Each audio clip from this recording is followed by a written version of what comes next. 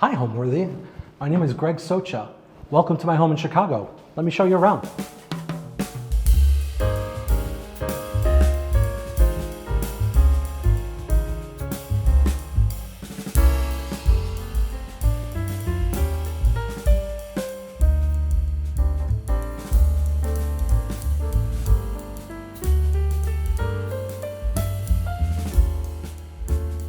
You're watching Homeworthy, where we believe every home has a story. Hi, my name is Greg Socha, and I'm an interior designer here in Chicago.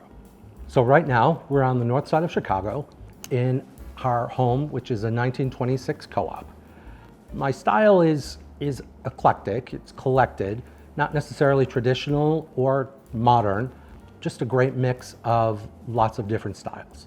So the process of finding our new home here in Chicago, we were moving from New York, and the one thing that we absolutely had to have was a great view of Lake Michigan. Everything else that we wanted was really secondary to that. And once we walked into this apartment, it didn't look anything like it does today, but we knew that what we had here was absolutely unique. So it's everything that we wanted all in one place. So one of the things that we found really charming about this particular home was that it was the former home of the Schur family. So if you ever saw Johnny Carson, the microphone that sat on his desk, that tubular microphone, was made by the Schur brothers. When we moved here, there was a big cabinet installation behind me with all of the original record players, tuners. Unfortunately, none of the speakers were here, but we tried to save it. Unfortunately, it wasn't an option. But it was a great story. Mrs. Schur was an amazing woman, a great businesswoman, a wonderful philanthropist, and we definitely feel her energy here.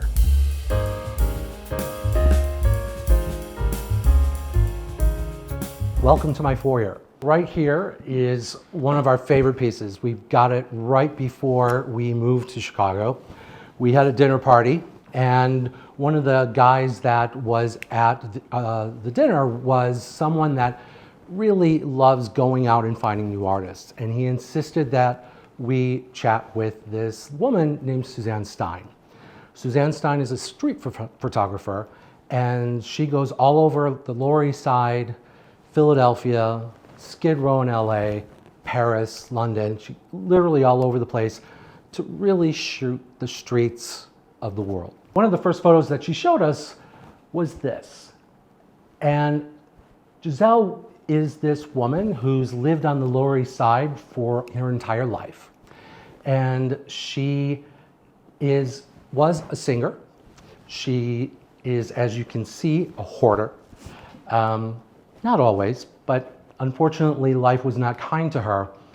But when we saw this photograph, there's something about the way Suzanne shoots her subjects, and there is an absolute beauty in all of her subjects' eyes. So Giselle is just, you can't help but love her. The great thing about this photograph is that it looks like it's completely photoshopped, and there's nothing photoshopped. Everything in here is a shot of her apartment, which from what it looks like is probably 10 by 10 feet, a efficiency studio. And it has everything that one could need, a bathroom, a shower, refrigerator, all in that little space. And it's very moving. And I think it kind of sets the tone for what you're about to see in the rest of the space. This very modern, very almost in your face kind of photograph is surrounded by this over-the-top gold gilt frame that is 7 by 5. Something that I found at an auction long before we even spoke to Suzanne. And it's just something that we both love, and there's a couple of others that we'll take a look at shortly. Under Giselle is a great bench by Glen of California. Something that is, again, collected. New fabric. This lamp, very similar to Springer, but not. It's a great story about this lamp and a couple of other pieces in the apartment. A long time ago, when I was doing a broker open house in Manhattan, in the UN building, I was asked by one of my dear friends, Evelyn, to provide lunch for this open house. Now, the UN Plaza is the home of Walter Cronkite, many other folks, right by the United Nations.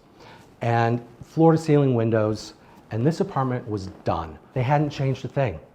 So, unfortunately, what brought me to the space was that, unfortunately, the wife passed away.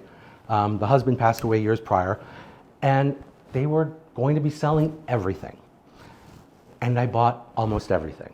Not everything still is with us, but I can't tell you that the ability to find such amazing pieces was, at that time, super important to me because my apartment wasn't fully furnished at that point.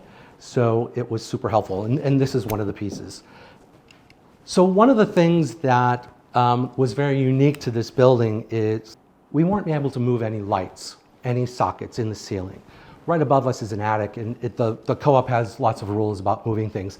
So I inherited these 3 light outlets, not these lights, of course, and I really wanted to, again, set the tone for what was about to happen in the rest of the space. And these 3 I found at Visual Comfort, and I just absolutely love them. They're super solid, gilt, a little over the top, kind of sunbursts, which work well with the frame and all of the hardware in the space. So the story of how we chose this particular color is actually kind of funny. In New York, we had designed a series of drapery panels, had them custom dyed to a very specific color to work with the rug in that space. So I thought, well, I'll be economical and I will reuse the draperies. So this is an exact match of those draperies, this color. It's sometimes reads as gray, sometimes reads as green, sometimes reads a little blue, which I absolutely love. I love seeing different things at different times of the day with different light. So the foyer, the living room, the dining area, and the library are all painted the same color because they're all basically one big space. In order to separate the foyer from the library, I found this leather French screen. It prevents you from seeing the space entirely, but what you don't miss is the full view of Lake Michigan. So why don't we go into the pantry and we'll take a look at that.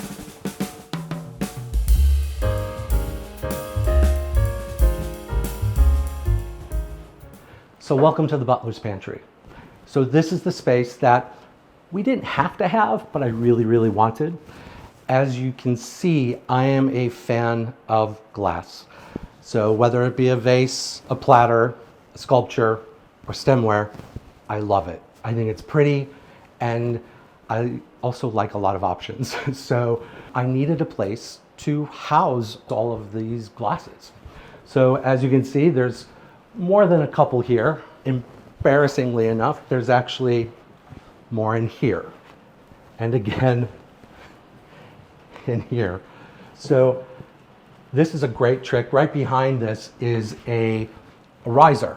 So we couldn't put anything really major in this space. So what we decided to do was basically make a little cabinet, very short. I think it's about 9 inches, but a great space to house all the rest of the fun little.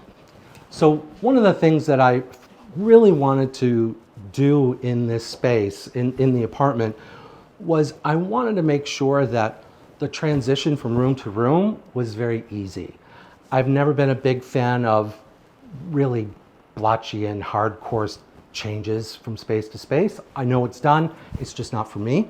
So one of the things that I tried to bring in here were some of the themes that we have seen in the library, which there's burgundy and gold, still a little bit of the green, which you can see, and brought this in. Again, wanted a completely over-the-top wallpaper because aside from the powder room, what a great space to be able to have a little fun. So we chose this.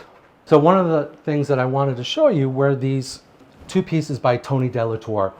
So Tom lived in New Zealand for 15 years after graduating from the Minneapolis School of Art and Design. He was a professor there teaching computer graphics, one of the first in the world. And Tom was also an art minor, and one of his big things after graduating was collecting art, which he has absolutely hook, line, and sinker brought me into. And Tony is this really creative, almost kind of wild graphic artist that there's another piece that you'll see in the TV room in the library that's by Tony as well. And I just really like the absolute starkness of it, a little eerie. Love this little splash of blue. The bar area is something that's, I think we talked about earlier, is that life should be collected. There's no reason to have to live with a bunch of stuff that you've never had before, or that's all brand new, unless you want to.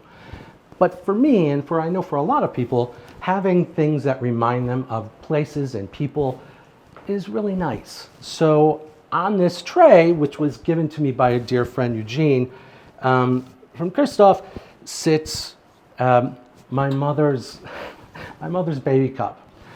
As it happens, it's exactly 2 ounces. So it's the perfect measuring for a great cocktail. The bell is from a dear friend, Richard's bicycle, that Richard went everywhere and on his bike. And so to have it, Richard's always here.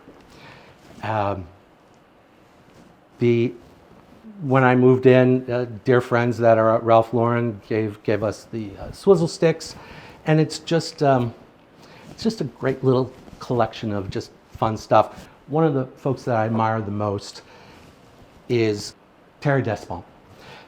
Terry was he was French, but worked for the most of his life here in America. He was the architect that redid the Statue of Liberty. He did the Woolworth building in Lower Manhattan, amongst many others. At one point after Terry passed, because I'm such an auction fan, I found an auction of Terry's belongings. And so these candlesticks by Swid Powell, sold by Calvin Klein, were something that I focused on straight away. I absolutely love them. And I knew them because I actually have them in brass from when I worked on Madison Avenue on the fireplace. But I knew them. I knew I wanted them because they are Terry's. And again, it's something that reminds me of something else and a feeling that I like to have when I'm in a space. And lastly is this little guy. So my partner Tom, he's now an artist. He used to be in digital advertising for Saatchi & Saatchi, but moving to Chicago, one of the things that we both wanted to do was change our careers. So I got to do this wonderful thing called interior design, and Tom is now a professor at Columbia downtown, and he's also an artist. So he's been doing this for about 2 years, but already we're on his 3rd show, and this is just one of his pieces. And so the things that he likes to do, which really resonate for me, is he takes album covers and we collect them at every garage sale, open house, everything, all over the country, whenever we can, collect them.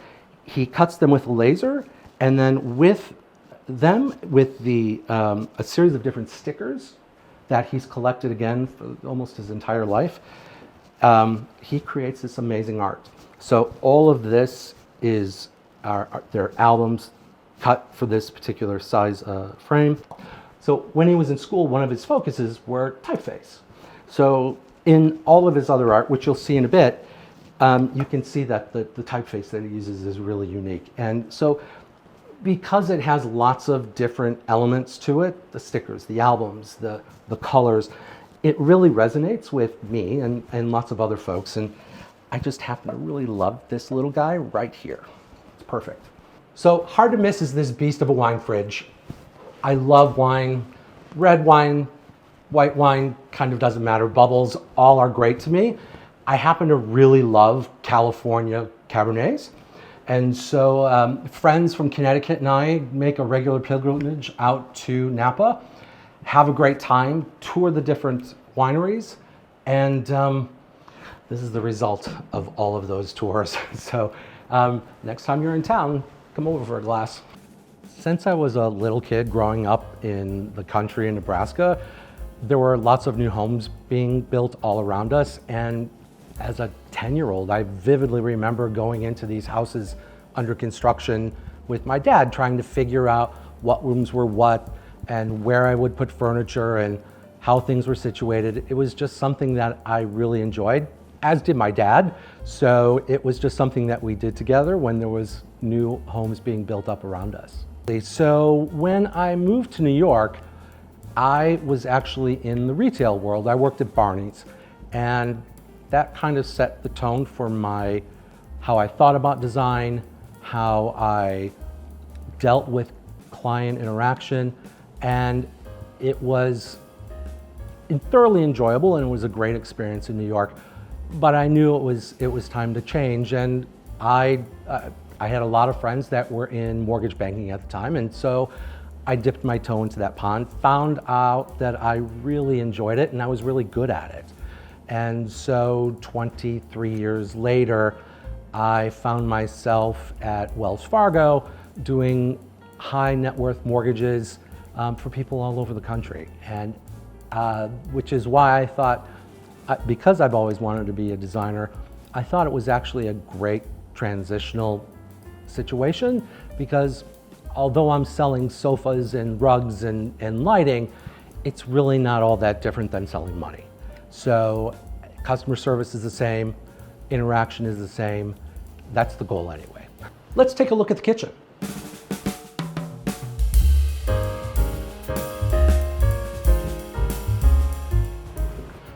Welcome to my kitchen. This was a really interesting space when we purchased our home. The cabinets basically covered up this entire window. There was only a 1x2 areas open to the sun. Why, I'm not quite sure. Maybe because she didn't want to see the next door neighbor. And originally, these cabinets had closed off this window. So we decided we wanted full access to this window. I didn't even know it was this big when we started, but it's absolutely massive, and as you can see, lets in amazing sunlight all afternoon.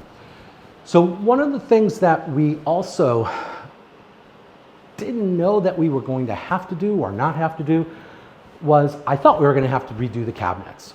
So what Mrs. Schur had done is she had installed these amazing cabinets from Light. It's a German cabinet maker. I didn't know this at the beginning, so I thought, oh, she should probably just put in, regular discount cabinets like so many people. But she had put in some real resources into this space. And so I thought, what a great way to save money and be able to then take that money and put it somewhere else in the space. So what we did is we completely dismantled the kitchen. We had to do some plumbing work, of course, in the wall. I mean, that's almost all pre-war buildings.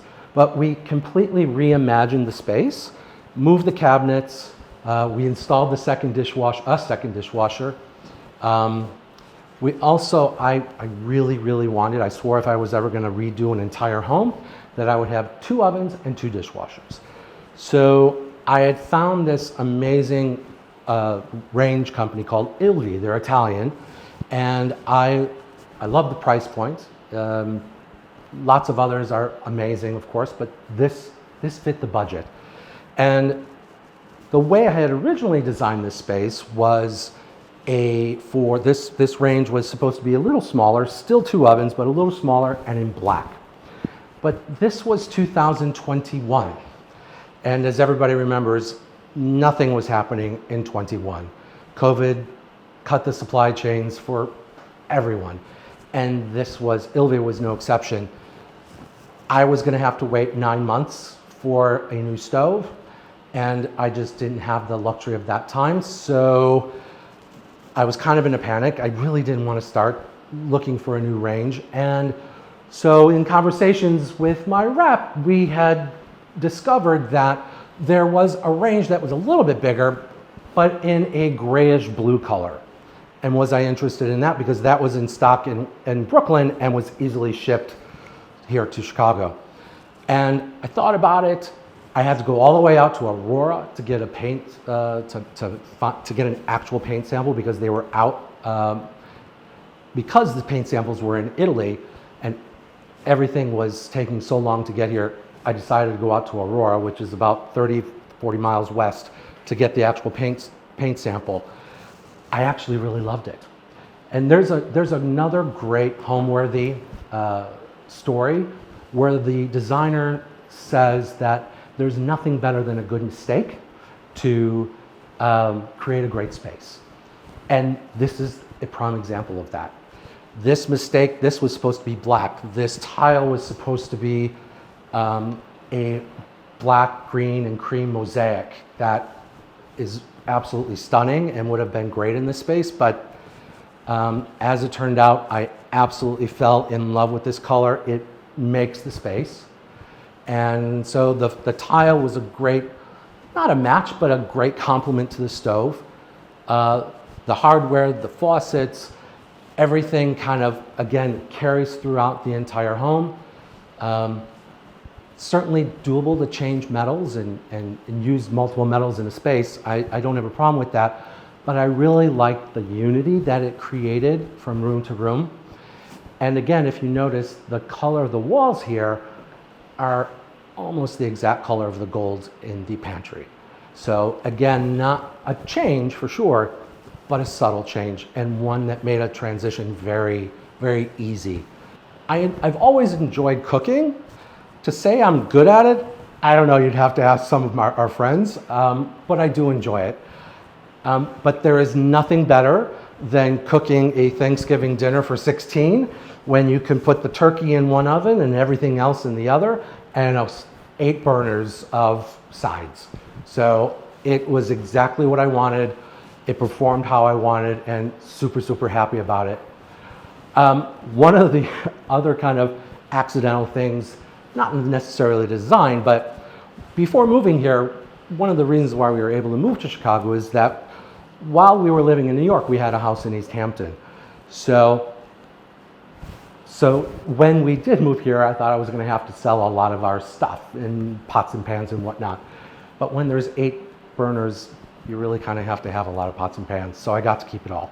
As I was chatting about before, part of having a great space, and to me a great space is where you feel comfortable and easy, is having things that remind you of someone else, things that are collected. So this is the most humble of candy jars. I can't even tell you who made it. I can't even tell you what it is. All I know is it's glass, and that it sat on my grandmother's countertop for as long as I can remember, and most of the time that my dad remembers. And all of the time, they were filled with M&Ms. There was never any other candy, and so I consequently love M&Ms, and they're always there, which is, it just feels nice to be able to have that. Another thing in here, again, that really resonates is this brass plaque that was sitting in my great-grandfather's workshop. And basically what it says is, I'll read it to you because it's really a great saying.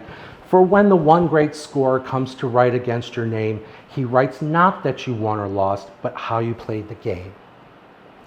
So one of the things that my grandmother taught me, and my grandmother lived in my great-grandfather's house as an aging adult, was that you always have to do the right thing. And that is the one thing that I've taken from career to career, from city to city, and it's part of who I am. So to have that in the kitchen reminds me of my grandparents. The favorite thing that I like to share with clients before we move forward is that design isn't just about going into a catalog or online or into a showroom and picking out new stuff. Good design is a collection of your life. It is new sofas and new rugs and things like that, but without the things that you had previously, there doesn't seem to be a heartbeat to the space, to your home. And so a lot of folks think that when they start a new project that they have to get everything brand new and have to throw everything away. And that's absolutely not the case. I find the best inspiration from family pieces, from silly little things that someone didn't think was consequential, but literally created an entire room around. Collected, not necessarily all purchased, I think is the best way to go.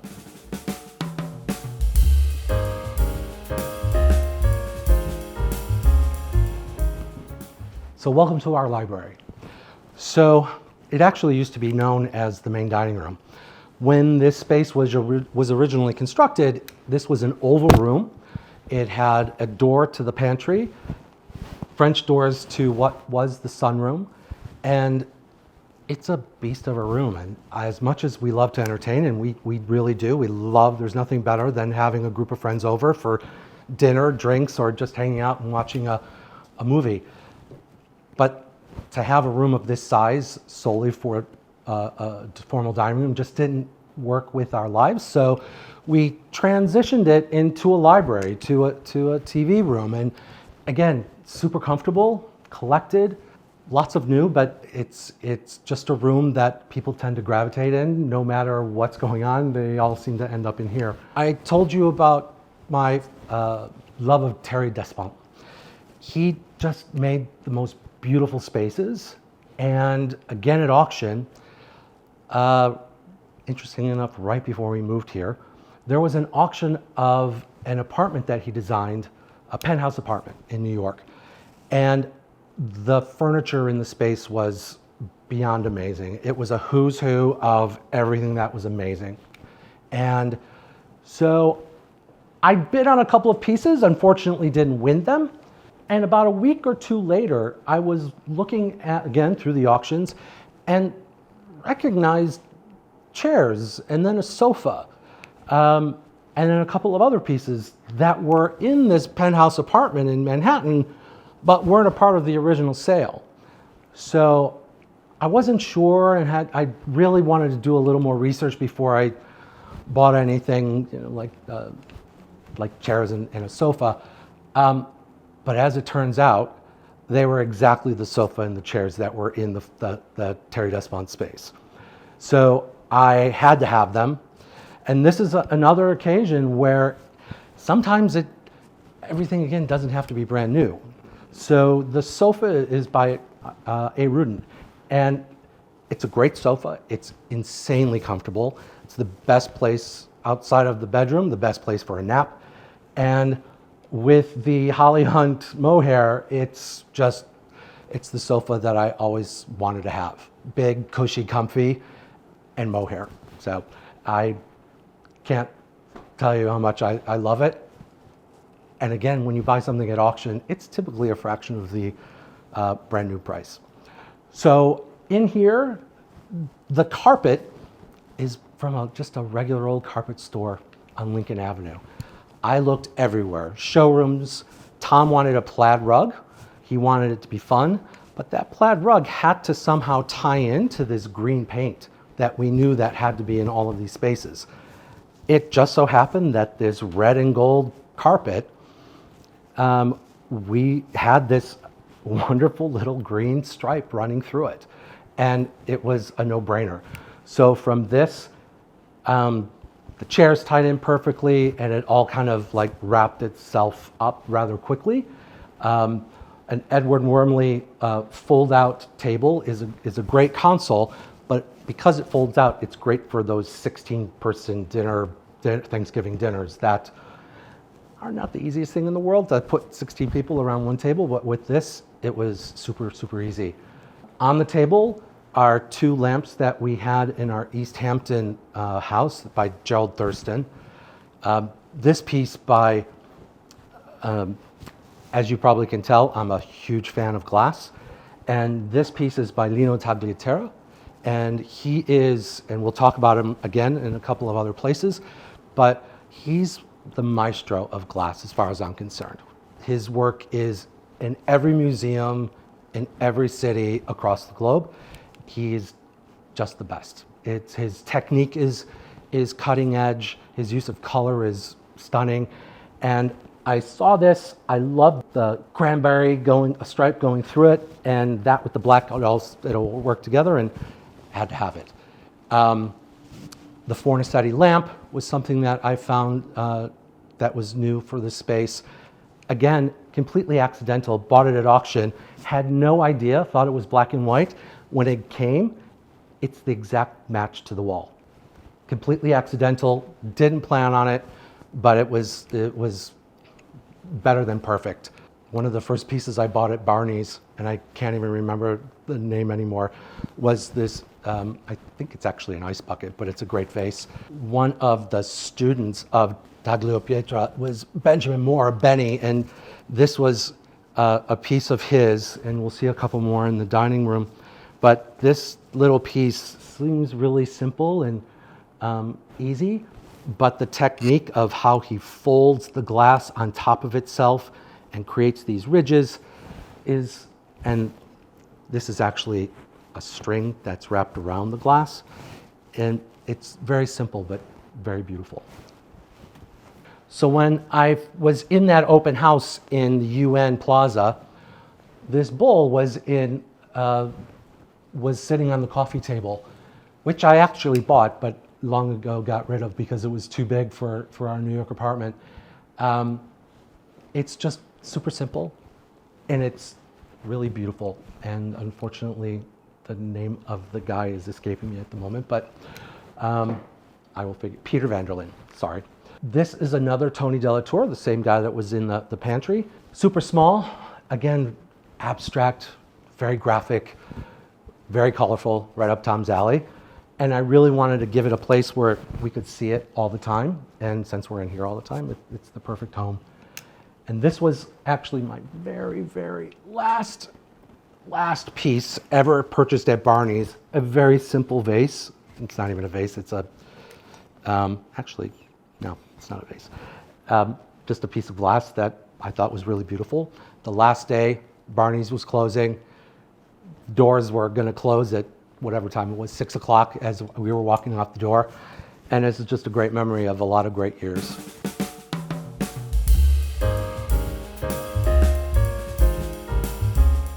So welcome to our living room.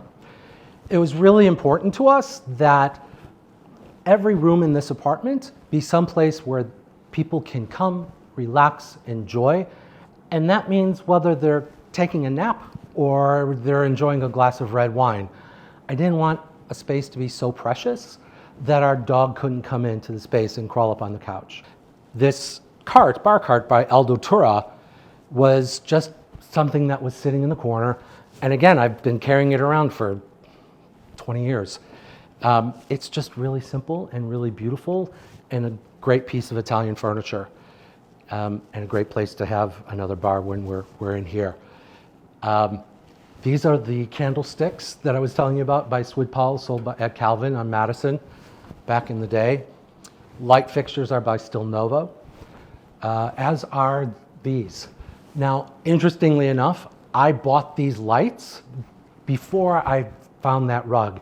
And so one of the things that was just perfect and really kind of made us decide to buy that particular carpet was that the burgundy here was the exact burgundy that's in the carpet, and it was purely accidental, but I bought them because they were so beautiful, and they came completely restored in this color, and I knew they were gonna be with this painting, but I didn't know what was going to happen in the library. So it was happenstance, great luck, accidental, call it what you will, but it all works perfectly together.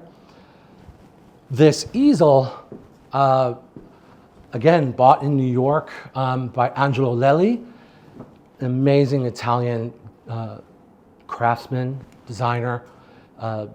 Just something that I find it's so simple, but so beautiful. And the ability to showcase a piece of art. In this case, it's It's brutal out here. I just love the orange in it. I think it's super powerful, and I love the eyes. Unfortunately, this is also going away soon. It's in the current show at the Epiphany Center, and there's been a lot of interest in it, so I don't think that we're gonna have it for much longer.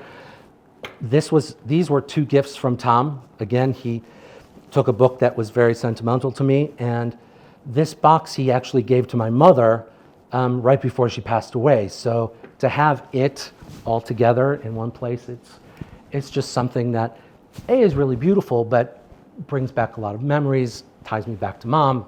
It's just really fun. The sofa, again, another Abe Rudin sofa, this one done in Curated. You can't kill this fabric. Dogs can lie on it, babies can lie on it, red wine can be spilled on it. It is not dying. So it's the perfect fabric for this space, for us, for entertaining. It's beautiful, the colors in it are spectacular, and it was just a natural to put in here. So these 2 lamps are another great story. I had seen them at a show, I want to say at the Armory many years ago, but the form that I saw had 2 glass elongated globes on top of this tripod, and I fell in love with them. Again, they're not delicate, but they're just beautiful pieces, and they throw out great light, and they can be put anywhere. And so I saw these again at auction here in a local auction house and had to have them. Sometimes things can be really simple. These are an innocuous, God knows who made them, where they came from. There's no markings on these barrel chairs, but they were absolutely, in my mind, perfect for the space. But my favorite thing in this room, aside from these 2 paintings, are these 2 chairs. So I had seen a version of these chairs, which are Carpin of California. The chair was brand new, and it was an interpretation of, and it was at the D&D building. Don't remember that chair, who made it or whatever, but I was infatuated with the form and found these 2, had it recovered in a Dieter boucle, and I just think that they're insanely comfortable, but they're really beautiful, and they're completely unique. I've never seen a chair like it before, since, and it's just really elegant and comfortable, and it's great for the space. So another example of something that was bought for another space. This was bought for a loft in the Seaport district of Manhattan, but they didn't quite work, so they sat in storage for years until we moved here. And these are by Barovia and Toso. Super simple. They weigh a ton, but when we were putting the space together, I realized really fast that they would be perfect flanking Batman and Robin. So Tom, as I think I mentioned earlier, Tom lived in New Zealand a good part of his early career, and the artist here is Michael Parakauai, local New Zealand artist, pretty prolific, does some really beautiful abstract things. But in this case, he had a series of photographs, and Batman and Robin here are actually 3-inch tall action figures of his sons. You can tell they've been well played with because the paint is rubbed off the gloves and on Robin's toes. The cape isn't exactly for Batman isn't exactly in great shape either, but the colors, the red, I love the concept of unexpected red. This is it. But these were always getting a place of prominence, importance in this room. But again, it was just purely accidental that this great piece of red is sitting in this kind of green room. And again, just one of those things that you look at and you think, okay, these 3-inch action figures are blown up into these 7-foot tall photographs that have been carried from New Zealand to Sydney to London, LA, New York, now Chicago. So they've been all over the world. They've traveled more than I have, and so happy to have them in our home. So I think I mentioned before that this room used to be two. It used to be a sunroom and the living room. The Mrs. Shore took down the doors to make that made the sunroom and made it just one big open space. It was her office, and it was part of the living room, but it was just one office. When we purchased the apartment, there was a bookcase closing off this hallway. We opened it up back to it was originally, and I think I mentioned before that we didn't want to have the formal dining room be a formal dining room because it was just too big of a space. So we needed a place for the dining room table, and this was the exact perfect place. There's no better place to sit than right here at night, looking at Montrose Harbor, watching the traffic zip up Lakeshore Drive as you're eating dinner. It's absolutely beautiful. It's actually a great place for a cup of coffee if you're up at 5 o'clock in the morning to watch the sunrise, because in the wintertime especially, when it's super cold outside, you can see, as the sun is coming up, you can see the factories of Michigan City and Indiana. Their smokestacks just blazing. So super important again, as I said, we do entertain a fair amount. This table in its current form seats 8, does extend, and it's a beast of a table because it's 5 feet wide and can seat 12. 10 comfortably, 12 on a tight, and then another 6 at the fold-out Wormley table. So I talked about earlier Benjamin Moore. So Benny was this guy who was in California, went to school to become a ceramicist, and then took a class in glass, and long story short, became one of the most important glass blowers in America. He studied under J.L. Chihuly at the Rhode Island School of Art and Design, and I think, well, so I initially saw his work when I was in Seattle in the early 2000s and just fell in love with it. The piece that I saw was red, and over the years have found these are 2 pieces, and accidentally kind of discovered that they really look great together instead of separate. So to have them together in this space just makes me really happy. Benny was a master in many ways, but he was amazing at his ability to, so this is one piece of glass that is, the bowl is made and then the glass is flared out and then folded unto itself. So the technique to be able to do this is extremely complicated, and within it there's a string running through it to create a beautiful design. But this was a whole series that he did of different sizes. They come super small and actually bigger than this green one.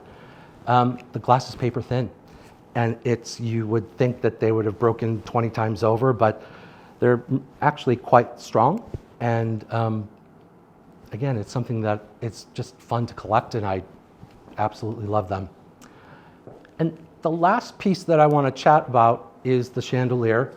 I had a house at the Jersey Shore in Asbury Park from 2000 to 2010. And there was this great antique store on Main Street. And I was in to see, Billy was the shop owner, and I went, because with this house, it was rather big, 6 bedrooms, 4 bathrooms, wraparound porch, Queen Anne. It was a beautiful house that I shared with a couple other guys. And saw this piece. It was in the shop not even 5 hours. He brought it in that morning. It was hanging in the window. Saw it in the window and had to have it. Never knew who made it. And I had been redoing or starting to redo the apartment on West 69th Street, and it was perfect for the space. And it was super cheap. And I grabbed it and ran like the wind. Again, it's glass, so the shades are actually 2 pieces, one that sits like a handkerchief over the frosted white. And never really could find another like it. Never could find any information on it until actually recently, a couple years ago. Found a very similar piece at auction in Paris. And as it turns out, and I never noticed this, that in the ceiling cap are just a couple letters, OY, O-Y. So the facility that Paavo Tynell had all of his lights made was a facility called Tato Oy. And I'm sure I mispronounced it, but this facility produced some of the most beautiful, beautiful light fixtures. There was a store on East 50th between the Rockefeller Center and the Waldorf Astoria on East 50th, 41 East, that was called the Finish House and featured all kinds of Finnish designers, and Paavo was one of them. This was not in the store, but it was definitely his, and I'm very, very lucky to have it. Almost sold it with the 69th Street apartment, and so glad that I didn't.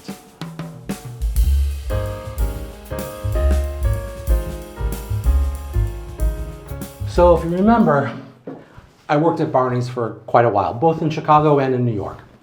And one of the things that they carried in Chelsea Passage was Fornasetti. I'm a huge fan. I've always been a huge fan. And just because it's quirky. So when I started looking for things to do in the powder room, I knew I wanted to do something fun. And I came across this Fornasetti wallpaper, and I knew immediately that that's what I had to have. Luckily, my partner Tom is also a big fan, and are big fans in the store in Milan. So it's kind of a natural, and again, kind of like, ooh, kind of a surprise. So as you can see here, it's not just black. There's a good bit of orange, which is a great companion to the green that's in the foyer. So I thought I would take the orange from the wallpaper and kind of extend it out into the hall, which you can see. It is a little shocking. It is bright, but it's super fun. And not a single person comes into the space without making a comment. Collected things. So this mirror was something that I actually found on Craigslist in New York. Had to drive all the way out to Brooklyn to get it, but I found it and realized that when we were designing the space, because of the tight quarters, that we needed something rather skinny. So this is actually kind of in the form of a casket, where it's narrow at the bottom and wider at the top, and it fits in here perfectly. This piece is by Paul Klee. It was a birthday present to Tom from me, work on paper. And I thought, wow, the colors, the orange in the background is something that it felt really easy in here. So that's why it's hanging here. And the light fixture is actually a great story too.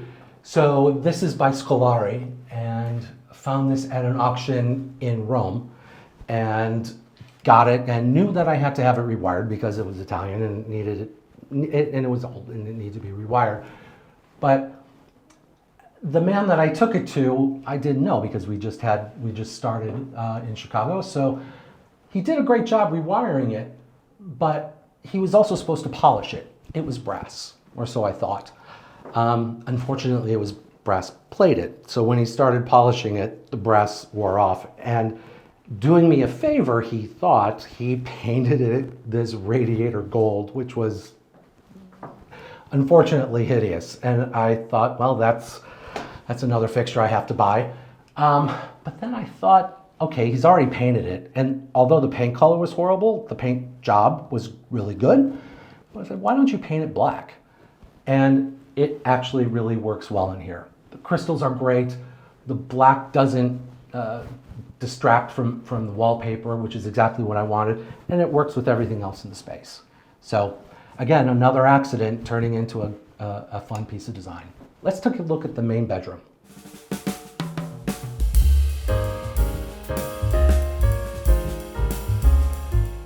So now we're entering into the main bedroom. So one of the main points of designing this room was I wanted to use the rug that we had in our space in Manhattan.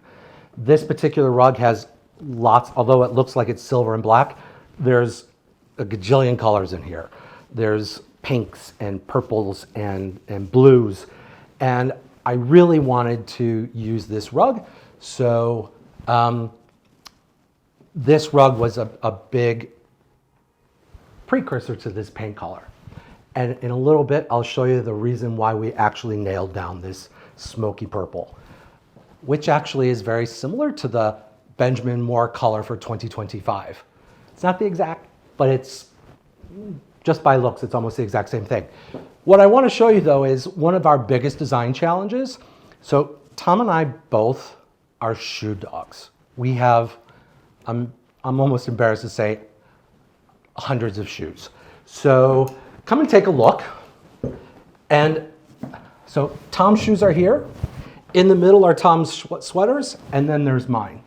So here are Tom's shoes. Now you can tell Tom is more of an adventurous dresser, more eclectic, definitely Japanese, definitely more fashion forward than I am.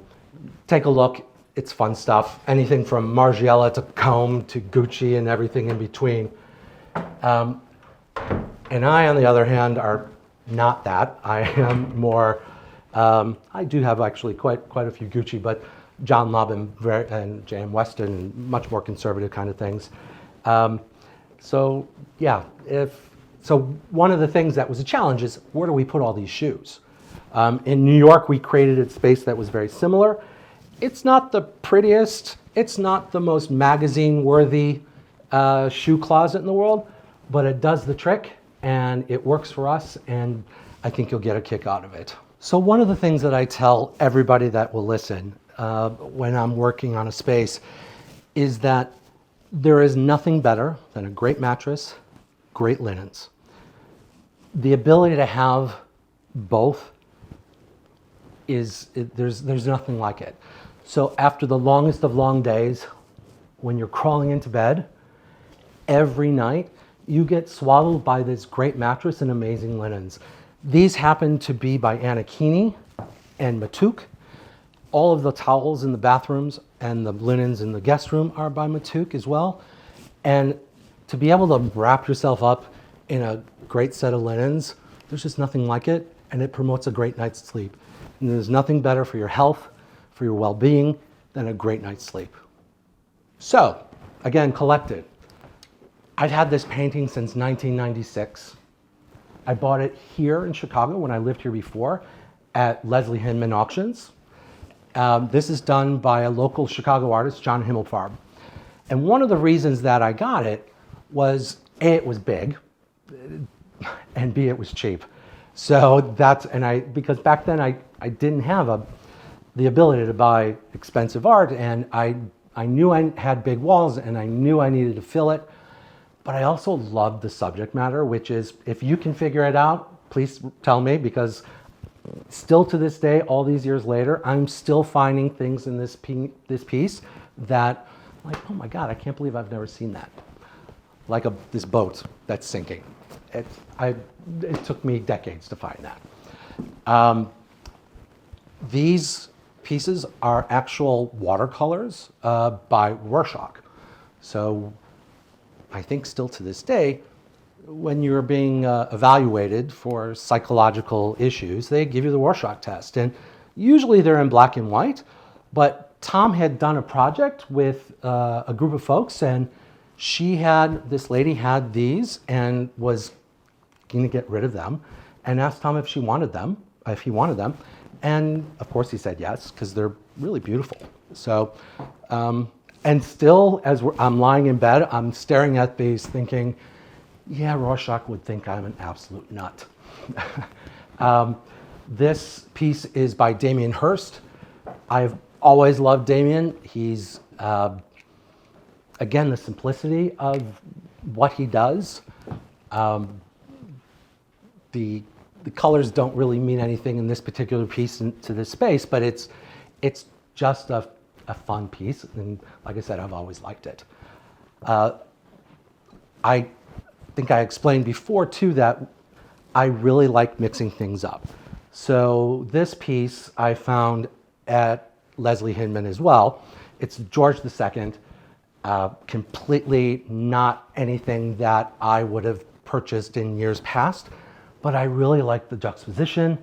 And it's a lot of space. I can put a lot of stuff in here, but it's warm, it's comfortable, and I think works perfectly against this Italian light fixture by Angelo Brotto. So I just like the combination of the two. What else can I tell you about here? Gerald Thurston lights. Again, I've always been a big fan. There's 1,000 different variations of this, but I happen to really like it. The brown actually works really well with the purple, so it was an easy buy.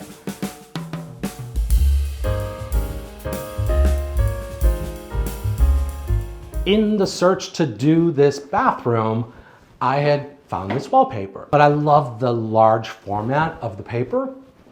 I found it and initially found it in navy, and I just liked the color. It was a great blue. There's blue in the carpet, so it worked. Tom came, saw the sample, and said, show me the others. He found this, fell in love with the green, and didn't notice until it was purchased that the body of the dragonfly is actually the exact same color of the wall. So, and the same purple in the carpet. So we were gonna paint the walls purple, but this is exactly why this nailed the decision. It's a funny story. We both also like to smell good, so we're kind of obsessed about colognes, so this tray houses our collection of those. Also a big fan of Warhol, and I just happen to really like this photograph. It's with his dachshund, and it's just, I don't know, it just kind of says everything that you need to know about Andy. It's very serious, but very funny all at the same time. Tile is by Ann Sachs. Very simplistic. I did not want anything too complicated in pattern. I really wanted the tile to go away. And Ann Sachs had this great tile in black, and I was able to have it laid in such a way that it's not herringbone. It's kind of an updated herringbone pattern. But it works really well. And again, because I didn't want my eye kind of having to move around too much, we did both the shower stall and the floor in the same tile, in the same pattern. And consequently, it just all works. I really like the concept that if I ever wanted to change the wallpaper, that I think the transition to a different paper or a different color in the space would be very easy because the tile just kind of goes away. Oh, and lastly, again, my grandmother she had a lot of great stuff, and this little bronze tray was always sitting on her dresser, and it had been lying around, and I loved the detail in the feet, so I asked if I could have it, and I've had it for years. So next we're gonna go check out Tom's office. Again, a little bit more of a shocker.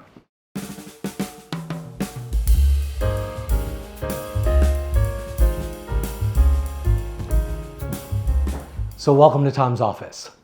So a bit of a shocking color. If you remember what a creamsicle looks like, it's exactly that color. So it looks a little yellow now, but when the blinds are open, it's absolutely creamsicle. So one of the things that kind of dictated this color was this rug by Werner Patton. So Tom loves color. He's all about color, and he's all about pattern and graphics and mixing it all together. If he was able to be here today, you would definitely see it because he's not a solid on solid guy. He's a plaid on a stripe on a polka dot. And he looks fantastic. But this really resonated with him, and so it was natural to grab it. So the Werner Patton rug, along with 2 Edward Wormley chairs. It's a great spot to watch television, to put your feet up, to read a book. Super, super comfortable chairs. The desk is something that wasn't supposed to be here. It's extremely large and extremely heavy, but both Tom and I fell in love with it. It has a leather top, burled wood edges, and it fits a lot of stuff and can hold Tom's big screen, because this is where he does a lot of his creating of the art. So Tom, when he creates his art, this is a brand new piece of his. It was all about the whole series is about disco, 70s, club, all of that stuff. And the lyrics on this are from a Donna Summer song, I Feel Love, I Feel Love. It's fun. It's a great song. I'm sure everybody remembers it. But this piece was it just kind of epitomizes what Tom is doing right now with his art. And everybody that sees it loves it. So unfortunately, it's not going to stay with us for much longer, but it's a great piece. One of the things that in this space, again, it's all about Tom, because when you design, you can't just design for yourself. You have to absolutely consider who's living here. So this is how Tom does his thing. So he goes out, grabs record albums, and once in a while you find these little treasures, again, accidental. So this is an album from the Hair the Musical, but inside are still photos, posters, a book, all from that era that were all stuck in there. Lots of his art has on the album covers, my album, Susie Hands Off, or to my lovely son Tim from Love Mom and Dad, Merry Christmas kind of thing. So it's that kind of thing that resonates. It's not just the album, but the little notes. Sometimes it's the $3 price tags that are still on the albums that are super fun. Fun Eames bench that's moved around with us from home to home.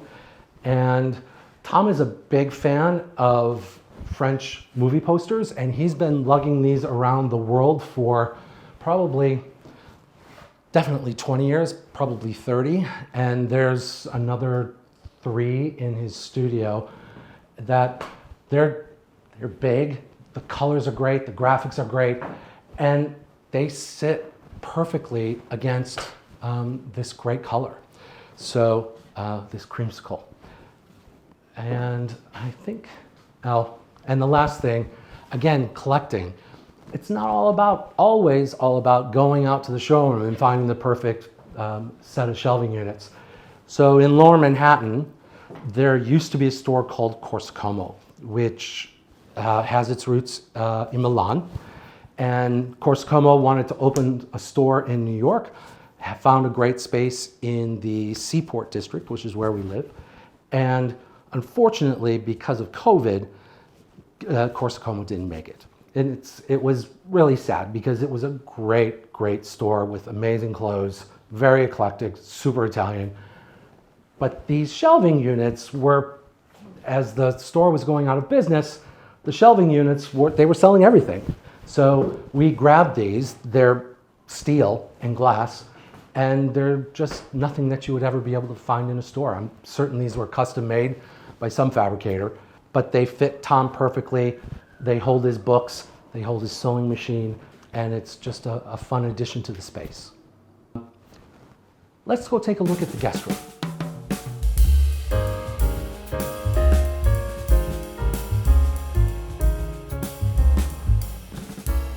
Welcome to our guest room. When I've ever been a guest, one of the great things that I always remembered was it was really easy to be a guest, and it was comfortable and it was cozy, and I just wanted to stay in bed and stay there all day. So that's the feeling that I wanted when I was creating this space. I love to be able to sleep in late. So I didn't want black, but this is a great green by Farrow & Ball that is, it's a great color, but it's not a color, and everything kind of goes away. And then I accented it with these gold lamps that I've been carrying around with me for flaking the bed. Are 2 Murano lamps that I've been carrying around with me for the past 25 plus years. The chandelier, again, gold, it just throws off the most beautiful light by Hans Jakobsen. And so the combination of it, the orange in the painting, the orange in the console, it all just kind of blends together to create this environment of cozy and warm and kind of yummy. So anybody who comes, the door's always closed for a lot longer than maybe it should be. Let's go take a look at the guest room bathroom.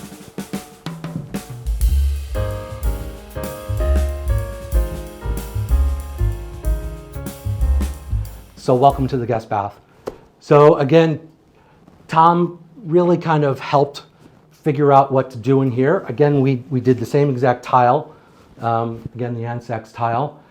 I had this mirror in our apartment in New York in the foyer, and I love, again, the juxtaposition of something kind of old and vintage against something very modern and new.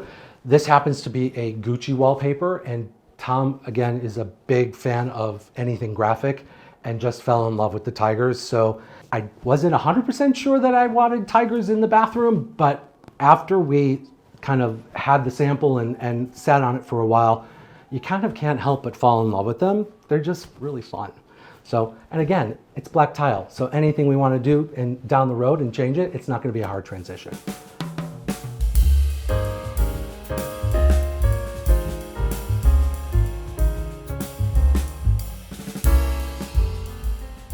What does home mean to me? A long time ago, when I first moved to New York, we were designing my apartment there on 69th Street, and I shared with my friend that because my job was rather stressful and rather intense, and it was long hours every day, when I came home, I wanted to feel like that my home was my castle, that I was safe, I was comfortable, I was able to be myself. I think that if you can create that feeling, there's nothing better. There's nothing better in the world than walking in your door and saying, oh my God, I can't believe I live here. There's nothing better. Homeworthy, it's been great having you, and I hope to see you again soon. Thanks for watching. Go to homeworthy.com for exclusive content and shopping guides.